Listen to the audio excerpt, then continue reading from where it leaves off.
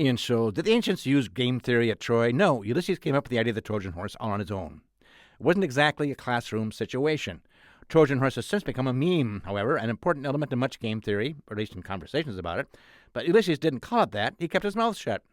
We all know what it is now. It's the bomb and the wedding cake, the clown with the silencer, the lovely parting gift just before the divorce comes through, because the Trojan horse was the first Trojan horse, and as such got naming rights, but also came a mistrust of Greeks bearing gifts, and the strange fact that the first dependable condoms sold in drugstores at the turn of the 20th century were called Trojans. The tin they came in showed a picture of that cool Trojan helmet containing the profile of a Trojan warrior shadowed on a white background. Extinct as the dodo, Troy still fights on and mourns itself in the sterile ether. Along with Custer's Last Stand, Henry V, and, yes, the Wild Bunch, Troy contains grief and glory in equal measure, but always seems to get lost in the shuffle between what came after, the Odyssey, and before, Greeks grousing on the beach.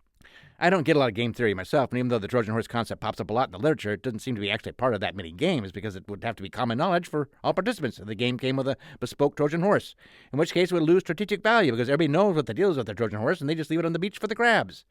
Kind of a dumb thing to do, bringing it into the city like that, but I guess they thought the game was over, and they'd won.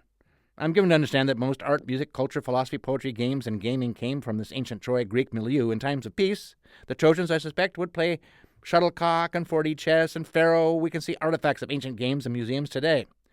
Naked men would wrestle in backyards and arenas, and later the Greeks would write down the rules and chide you when you broke them. Of course, there are those who say, all honor died at Troy. We've never been the same since. But strangely, it wasn't until the 20th century that philosophers tackled games and gamesmanship. At first, zero-sum games like poker and life, but then found that their game theories were more handy and more fun tackling economics and evolutionary theory than pondering if the smashing of the Nash equilibrium could guarantee a winning strip poker hand and a full moon to somebody who loves me and feels lucky. Probably not. Game theory does not factor this sort of thing into gameplay, now does it? Just sexy Trojan horses. You might say that Troy was the Garden of Eden of civilization. It had borne fruit.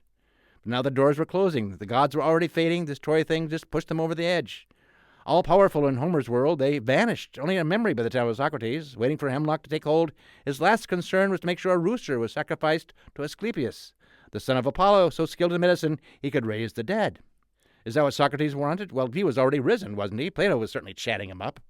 And he wasn't even dead yet. But this old history, the myths, the stories, the beliefs, it's a game that never ends. But then, speaking broadly, you can say the same of Indian poker. 52 pickup.